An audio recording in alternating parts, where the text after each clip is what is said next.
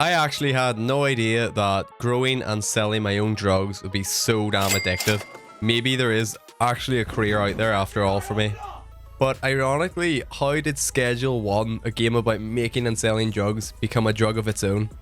So it was released to Steam about a month ago now, and it was just developed by one person, which is kind of crazy because this game has exploded in popularity. Like, I cannot avoid this game. It has been spluttered all over my social media. Players are logging hundreds of hours and streamers can't stop playing it. I haven't streamed a game this much since Elden Ring released, and I haven't made this many videos on a single game since Elden Ring released. So I bit the bullet and bought the game along with two of my mates.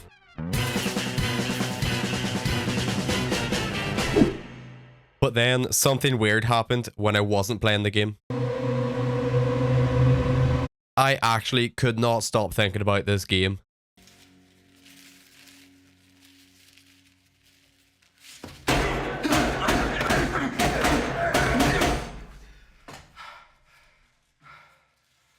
So what makes this drug dealer simulator game, that's a bit of a mouthful, so damn addictive that players like myself are craving the experience of playing it?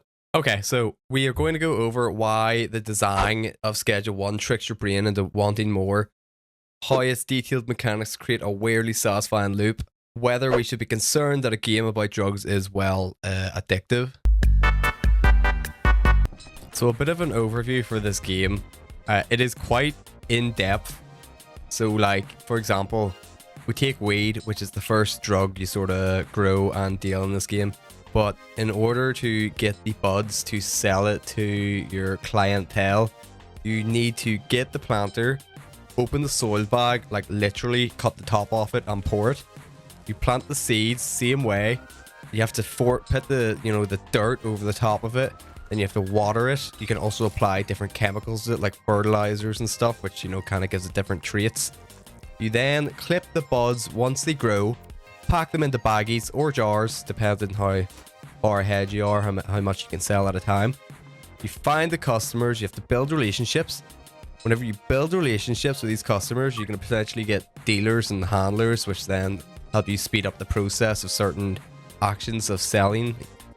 So I really skimmed over that. That was like just for weed, and then there's like mixing stations which give you like loads of different variations of weed that sell for more. And that's the same for meth and cocaine, but you have to obviously get more money in order to buy the specific ingredients and like stations to create that. Whoa, sexy balls. And then there's also different tiers of the stations. So there is a lot to this. Like the game, you'll be glued to the game for hours. Like I've already put 20 hours into this game, which is kind of mental, and that's just like over a weekend of playing. So why is the game so addictively brilliant? Drug dealer simulators are not a new thing. Like I'm even thinking back to the days of playing Gary's mod Dark RP. It was essentially like a drug dealer simulator if you think about it, even though that game was pure AIDS. I loved it. But Schedule 1, from what I can see, it hooks you with like 3 key things. So for the first key thing, I have briefly mentioned it already in the overview. So it's the micro satisfactions you get from like each step you take to making your drug or growing your drug. So for example, like going back to pouring the soil, or cutting the buds, or watering it, putting it in bags and then selling it. Like each little step you do to make money in this game, it gives you like a dopamine hit. And the completions add up, like it gets addictive and you get much quicker at it. Like you be packing shit like so fast. So for the second key thing I noticed is obviously the progression in this game. So you essentially work your way up from being like homeless, you're litter picking to make some money so you can buy supplies, all the way up to flipping driving swanky cars and living like a drug lord.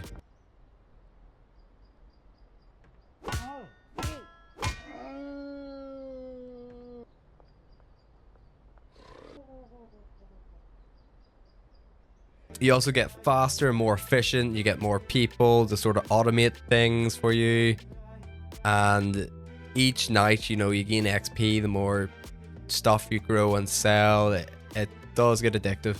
So the third key thing, or hook, whatever you want to call it, is the casinos.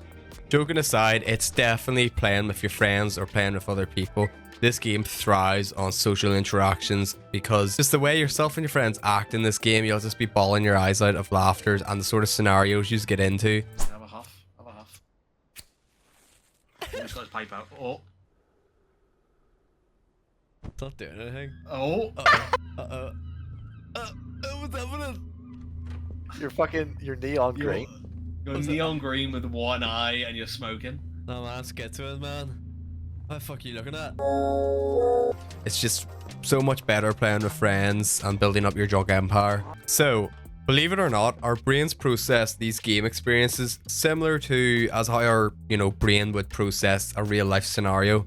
The reward systems within the game, they trigger like the same dopamine pathways as an actual addictive substance. I fact checked that, maybe take it with a grain of salt. But the irony here is that a game about drugs becomes psychologically habit forming itself. So I know this can be said about the majority of games out there, especially games with like loot boxes and stuff, but I wanted to mention it because I thought it was ironic and funny.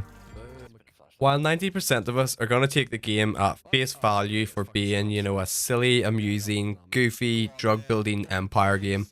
That was a bit of a mouthful. But there's also a question that I find quite interesting is, could this, normalize the drug culture, specifically in younger players?